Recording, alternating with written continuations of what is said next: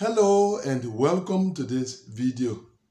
In the past few videos, we discussed the chances of high case numbers in the DV 2023 program.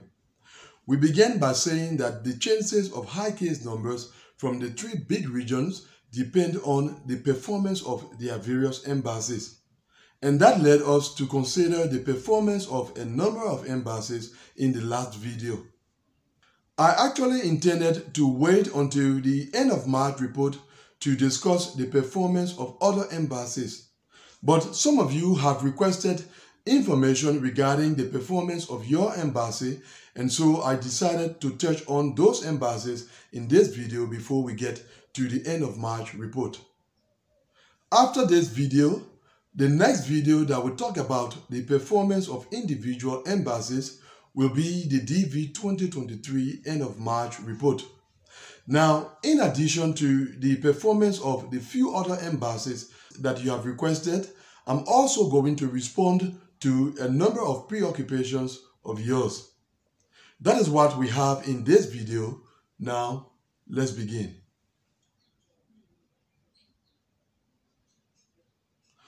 We start off with the U.S. Embassy in Abidjan, Côte d'Ivoire or Ivory Coast. That embassy interviews cases from the Africa region mainly. The cutoff number for the Africa region, as we all know, for the month of May is 60,000.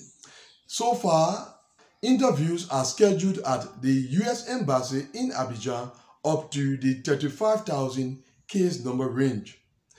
That is an indication that within the 4 remaining months of the DV 2023 program, we can expect interview scheduling to enter 40,000 plus, which indicates that applicants with high case numbers assigned to the U.S. Embassy in Abidjan have a good chance of being scheduled for interview in the DV 2023 program.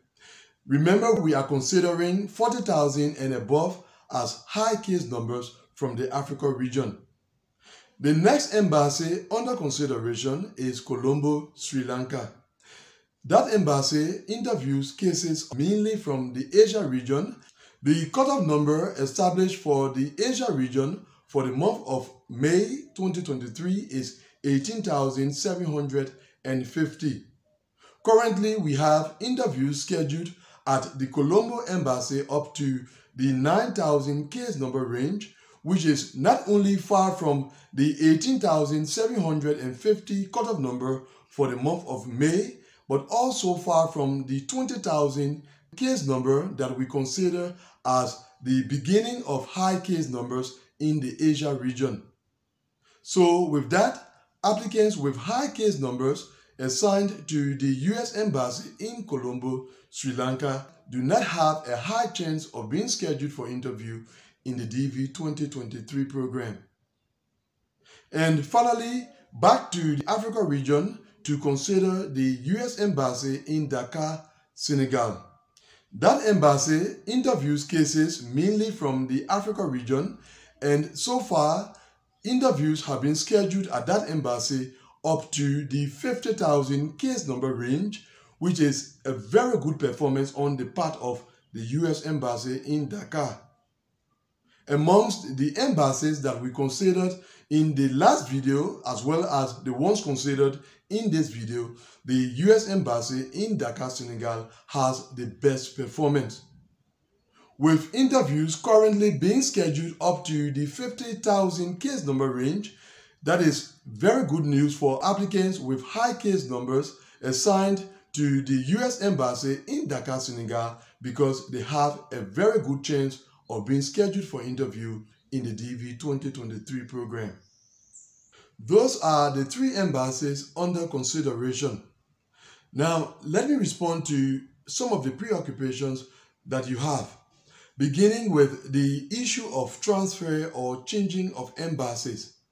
Some of you have been asking, based on the information that I have been providing, whether you should change your embassy. Now, that decision is actually yours to make. And the reason why I leave that decision to you is very simple.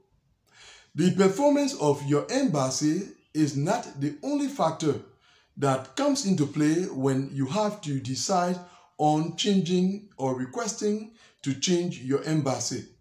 There are many other factors that you are aware of and that I am not aware of. For example, your family, your work. There is also traveling involved, lodging when you arrive in that new country in case you do not have some relation or some acquaintance living in that country. There is also the issue of safety in case you are traveling with other members of your family. All of that entails finance. So it's not just about the performance of your current embassy, but there are many other things that you have to take into consideration before coming up with the decision regarding changing of embassies. My responsibility or my duty in the process is to provide you with relevant information from the point of view of the diversity visa program. Now, with that information, you have to go ahead and do your homework.